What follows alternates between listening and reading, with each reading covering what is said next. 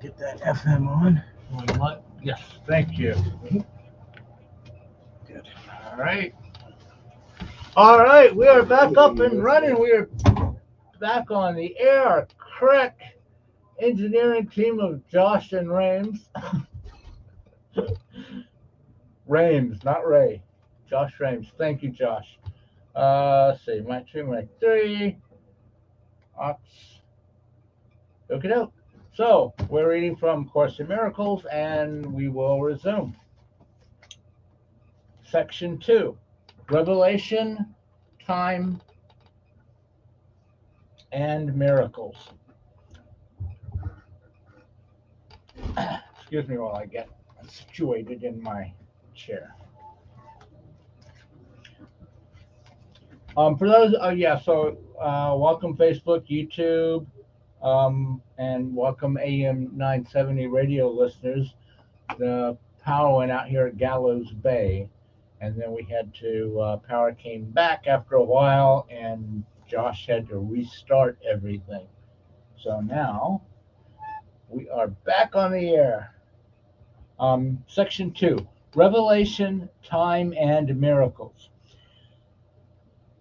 Revelation induces complete but temporary suspension of doubt and fear. Revelation induces complete but temporary suspension of doubt and fear. It reflects the original form of communication between God and his creations, involving the extremely personal sense of creation sometimes sought in physical relationships. Physical closeness cannot achieve it. Miracles, however, are genuinely interpersonal and result in true closeness to others. Revelation unites you directly with God. Miracles unite you directly with your brother. Neither emanates from consciousness, but both are experienced there. Consciousness is the state that induces action, though it does not inspire it. You are free to believe what you choose, and what you do attests to what you believe. Revelation is intensely personal and cannot be meaningfully translated. I have 0 listeners on Facebook. They don't know I'm back yet. Hello. Um,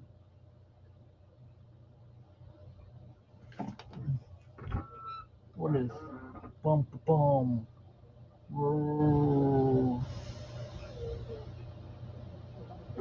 Ah, oh, maybe all my listeners don't have power. All right.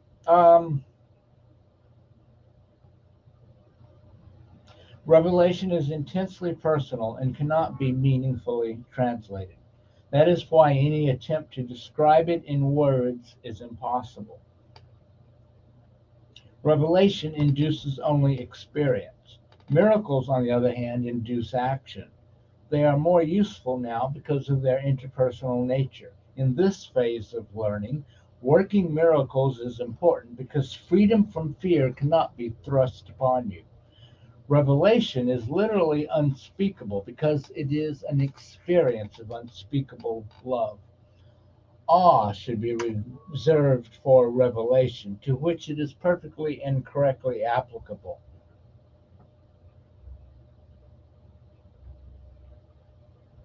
It is not appropriate for miracles because the state of awe is worshipful, implying that one of a lesser order stands before his creator. You are a perfect creation and should experience awe only in the presence of the creator of perfection. The miracle is therefore a sign of love among equals. Equals should not be in awe of one another because awe implies inequality. It is therefore an inappropriate reaction to me. An elder brother is entitled to respect for his greater experience and obedience for his greater wisdom. He is also entitled to love because he is a brother and to devotion if he is devoted. It is only my devotion that entitles me to yours. There is nothing about me that you cannot attain. I have nothing that does not come from God. The difference between us now is that I have nothing else. This leaves me in a state which is only potential in you. No man cometh unto the Father but by me does not mean that I am in any way separate or different from you except in time, and time does not really exist. The statement is more meaningful in terms of a vertical rather than a horizontal axis.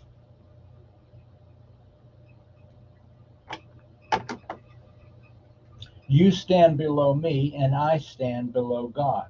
In the process of rising up, I am higher, because without me, the distance between God and man would be too great for you to encompass. I bridge the distance as an elder brother to you on the one hand, and as the Son of God on the other. My devotion to my brothers has placed me in charge of the sonship, which I render complete because I share it. This may appear to contradict the statement, I and my Father are one, but there are two parts to the statement in recognition that the Father is greater. Revelations are indirectly inspired by me because I am close to the Holy Spirit and alert to the revelation readiness of my brothers. I can thus bring down to them more than they can draw down to themselves. The Holy Spirit mediates higher to lower communication, keeping the direct channel from God to you open for revelation. Revelation is not reciprocal. It proceeds from God to you, but not from you to God. The miracle minimizes the need for time.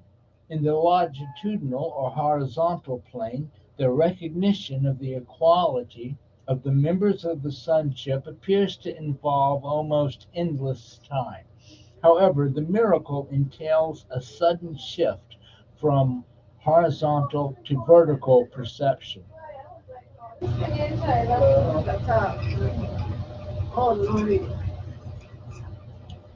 This introduces an interval from which the giver and receiver both emerge farther along in time than they would otherwise have been.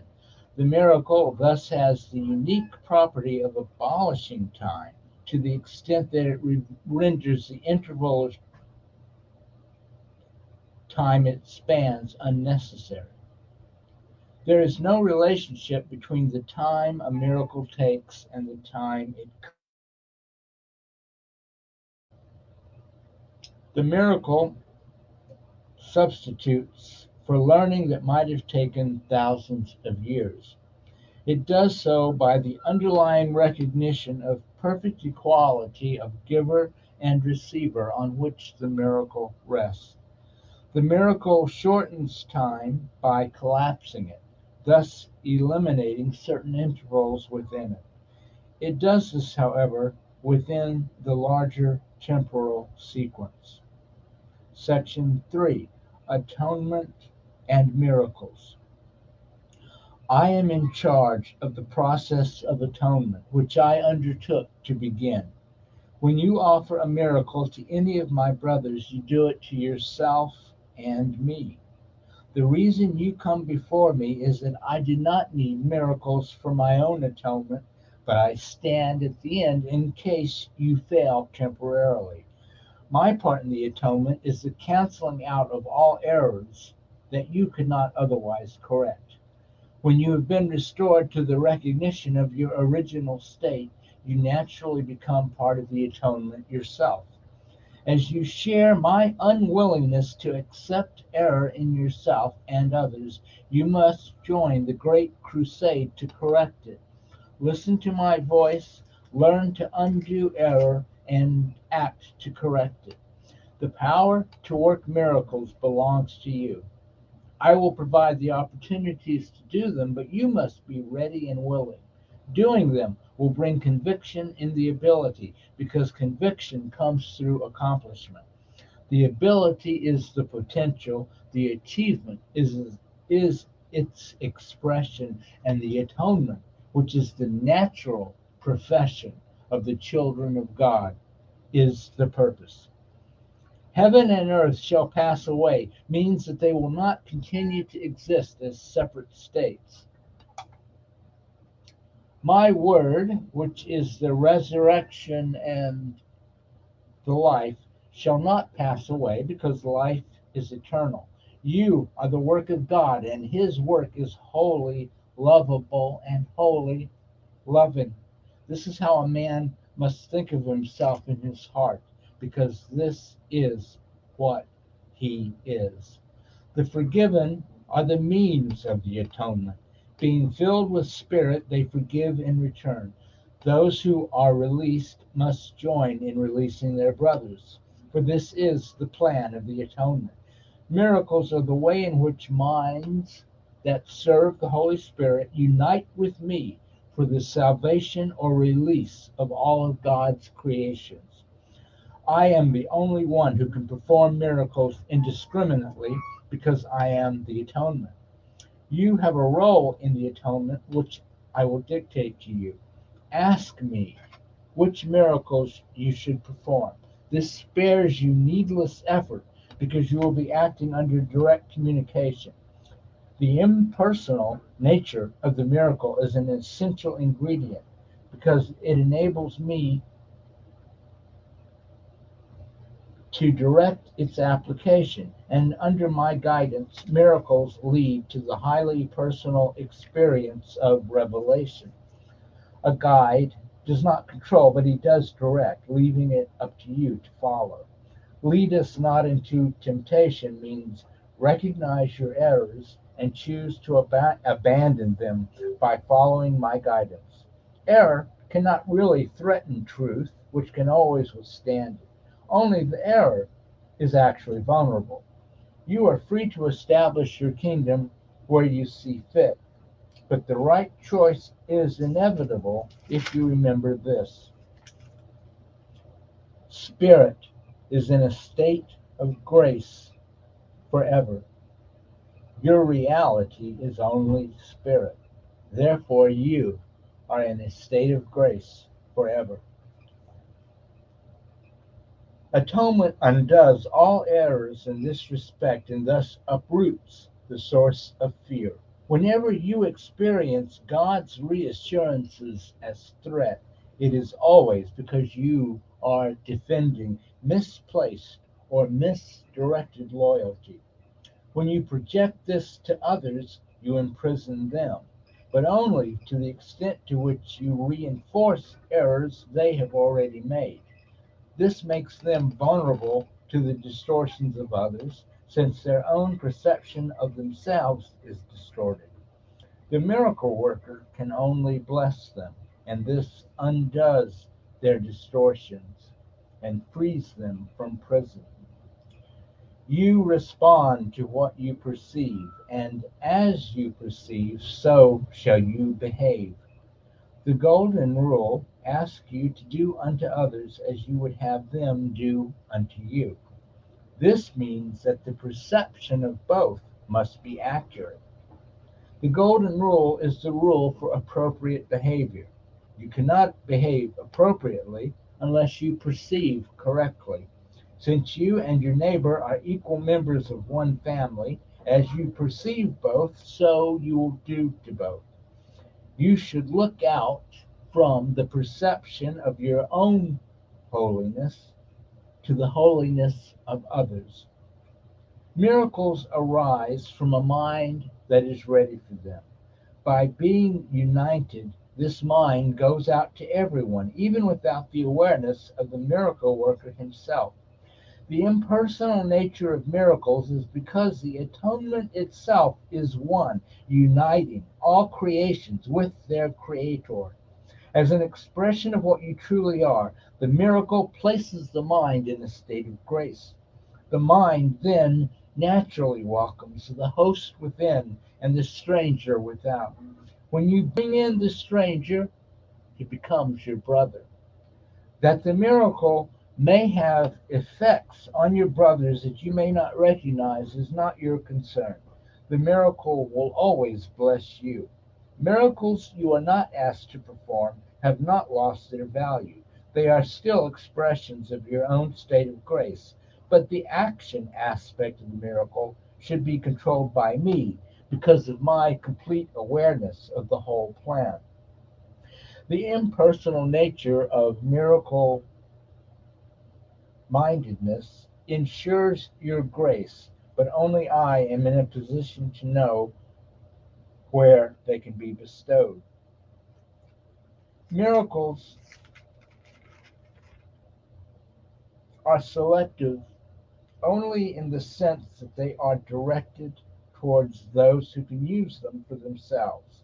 Since this makes it inevitable that they will extend them to others, a strong chain of atonement is welded. However, this selectivity takes no account of the magnitude of the miracle itself, because the concept of size exists on a plane that is itself unreal. Since the miracle aims at restoring the awareness of reality, it would not be useful if it were bound by laws that govern the error it aims to correct.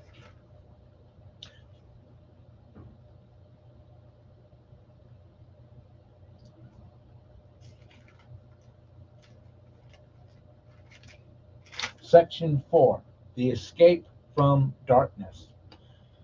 The escape from darkness involves two stages. First, the recognition that darkness cannot hide. This step usually entails fear. Second, the recognition that there is nothing you want to hide, even if you could. This step brings escape from fear.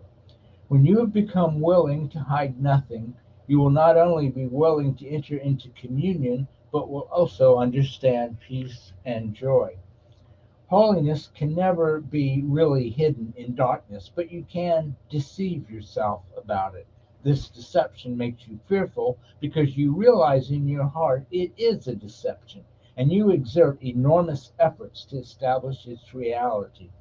The miracle sets reality where it belongs. Reality belongs only to spirit, and the miracle acknowledges only truth. It thus dispels illusions about yourself and puts you in communion with yourself and God.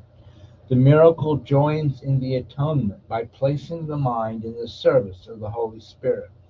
This establishes the proper function of the mind and corrects its errors, which are merely lacks of love. Your mind can be possessed by illusions, but spirit is eternally free. If a mind perceives without love, it perceives an empty shell and is unaware of the spirit within. But the atonement restores spirit to its proper place. The mind that serves spirit is invulnerable.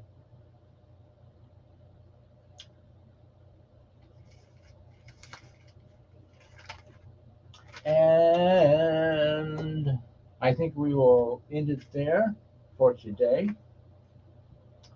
Um, I guess I would be remiss if I didn't let you know, tell you also, in addition to the 9-month program, don't forget I do a Sunday 7:30 sitting on Zoom every Sunday at 7:30 p.m. Atlantic. Uh, Currently, that's 6:30 New York time, and so you're welcome to join us for the Sunday sitting at 7:30 Atlantic time every Sunday. So this Sunday, day after tomorrow, so you can um, go to Sacred Breath VI for Facebook, Ray Bratcher Facebook, Sacred Breath 108 at Gmail. Text me at 220-1614 or leave a message, or I'll answer the phone if I can, but usually I'm with a client or something. Anyway, 220-340-220-1614, Sacred Breath 108 at Gmail. Um, I've got a WordPress blog too where I write up all about the 9-month and Sunday sitting. So I get Sacred Breath, A Gateway to Freedom, or Sacred Breath Freedom. Uh, Google it. It's on WordPress. You'll find it. Got a bunch of podcasts as well. I think we're on all of them. Anyway, so that's how you can find out about joining our weekly Zoom class or the 9-month program if you're serious. Only if you are willing to make a commitment to your own healing and personal growth and spiritual growth. Thanks for joining me. See you again next Friday, 12:30 here on WSTX AM 970, Soul of the Caribbean. I love you all. Get out in nature this weekend. Stay healthy. Bye, Facebook. Oh, let me do the theme music. I'm not doing the exit music because the board looks completely different. There's no, where's the search function?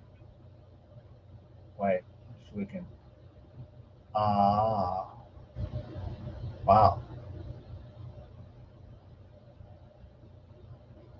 Boo, boo, boo. All right, I'm just going to play a AM sweeper because we have to periodically announce the station identification kind of a thing. It's actually required. Okay, have a great weekend. See you guys later. This is AM 970 WSTX. Ooh, let's try that again.